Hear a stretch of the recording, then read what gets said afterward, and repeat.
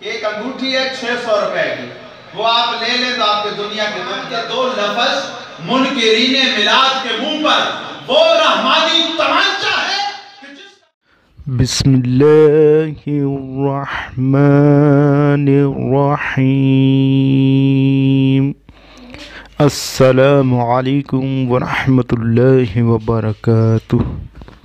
وسیع ہونے کے سبب یعنی عرف دنیا میں جو بزرگ ہمارے والدین اور ہمارے چچوں کے ہم عمر ہیں ان میں سے تھے، ان کا چہلم ہے، ختم چہلم شریف۔ آپ اور میں نے اپنے حسب حیثیت ذکر و درود کیا اور اس سال ثواب کے نظریے سے ان کی روح کو اس کا ایصال بھی کریں گے۔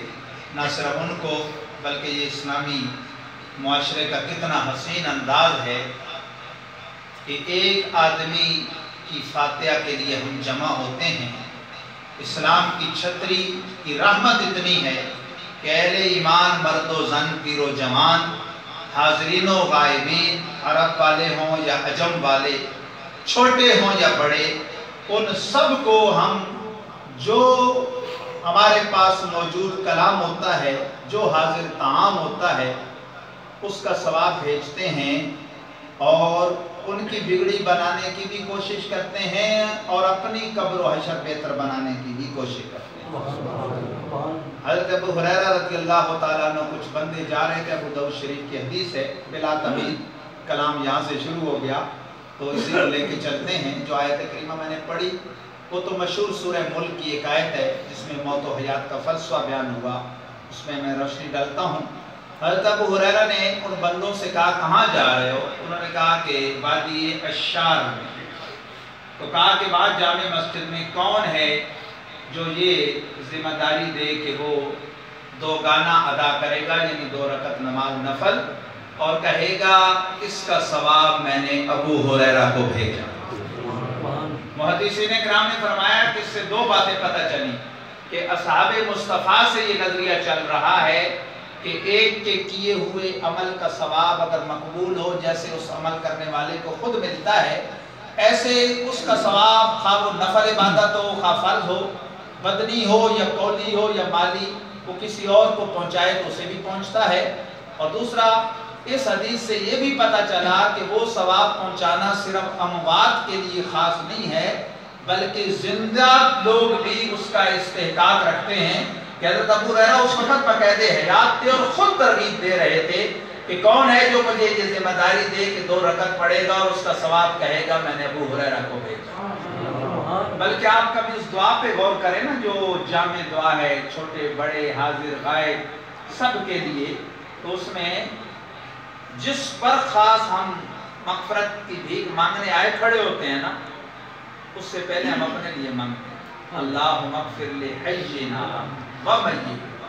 پھر وہ دعا ابراہیم جو بچوں کو ہم بچپنے میں ہی سکھا دیتے ہیں، اس کا بھی یہی پیغام ہے ربنا اغفر لی، والدین سے بھی پہلے، کیونکہ بخشش وہ نعمت ہے کہ جس میں سب سے زیادہ ہم خود محتاج ہیں۔ جیسے علماء نے لکھا ہے نا کہ آپ صف اول میں کھڑے ہیں تو اس کا درجہ اتنا ہے کہ یہ احترام نہیں ہے کہ آپ اس کو کسی کے لیے چھوڑ دیں، یہ تو تب چھوڑیں جب آپ کہیں مجھے کم ثواب کی ضرورت ہے۔ ربنا اغفر لی، اے پالنہار بخش مجھے، والدیّ، اور پھر میرے والدین کو، کیونکہ دنیاوی رشتوں میں سب سے اونچا رشتہ ہے۔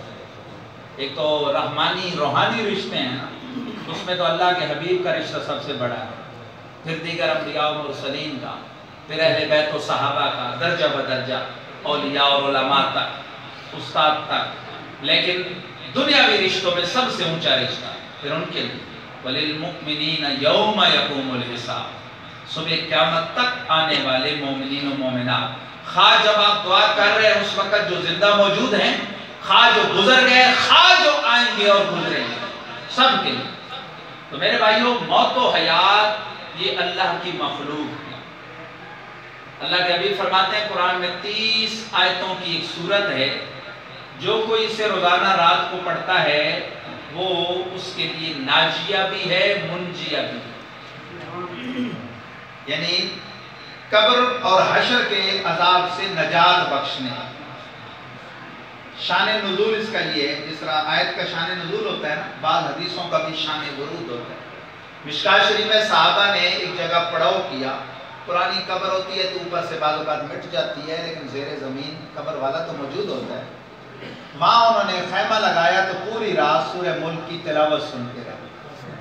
یہ ماجرا جب آ کے عرض کیا تو پیارے آقا صلی اللہ علیہ وسلم نے سورہ ملک کی یہ شان بھی بیان کی کہ 30 آیتوں کی یہ ایسی صورت ہے جو کوئی رات کو تلاوت کرے، جیسے سورہ واقعہ۔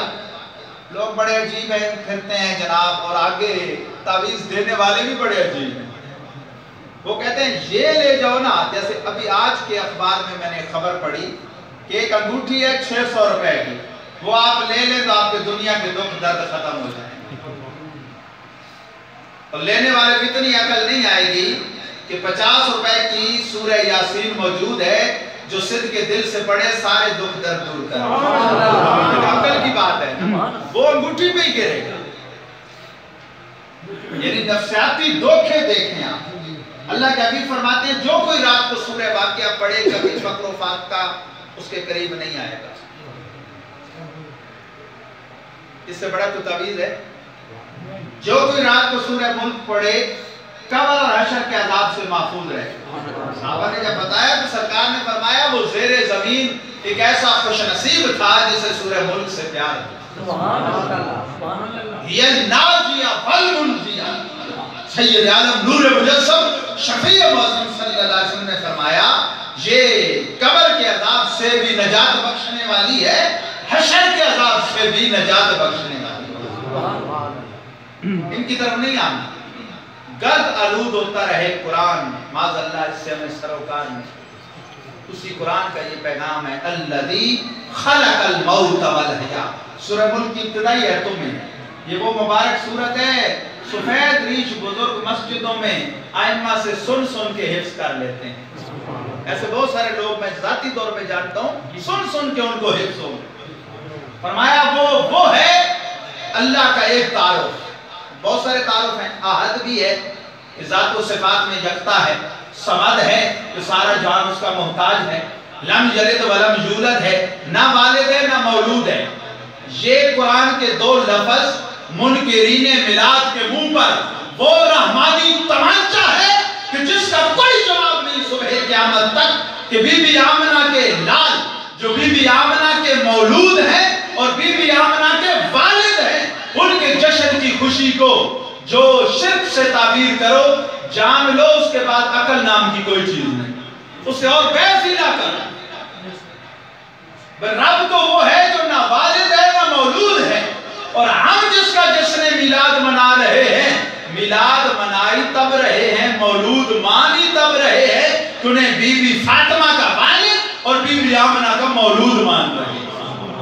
پرانے لوگ میلاد شریف کو کہتے ہیں مولود شریف، مولود خانی ہو رہی ہے۔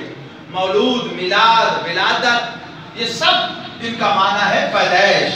تو جس کی پیدائش ہو اور جس کے گھر میں بھی اولاد کی پیدائش ہو، وہ محبوب خدا تو ہو سکتا ہے، وہ خدا ہو نہیں سکتا۔ وہ اور سب کچھ ہیں لیکن وہ خدا نہیں۔ ان کی سب سے جامع تعریف ایک فارسی مصرے میں ہے، بعد از خدا بزرگ توئی قصہ مختصر۔ یعنی قلم سوکھ جائیں، زندگیاں ختم ہو جائیں، حضور کے توصاف کا ایک باب بھی نہیں رقم ہو سکتا۔ ان کی جامع تعریف یہ ہے بعد از خدا بزرگ توئی قصہ مختصر۔ یوں ہی اللہ تعالیٰ کی جامع شان یہ ہے جو بندہ بیان کر سکتا ہے کہ جو دماغ میں سمائے وہ خدا نہیں، اور جو خدا ہے وہ دماغ میں سما سکتا ہے۔ بیوقوف لوگ تو عقل کے ترازو پر خدا کو بھی تولتے ہیں، وہ تو پھر بھی مخلوق ہے نا، وہ تو محبوب خدا ہے۔ تو الذی خلق الموت والحیاء، اللہ وہ ہے جو احد بھی ہے، صمد بھی ہے، نہ والد نہ مولود، ولم یکن لہ کفوا احد، کوئی بھی اس کا ہمسر نہیں۔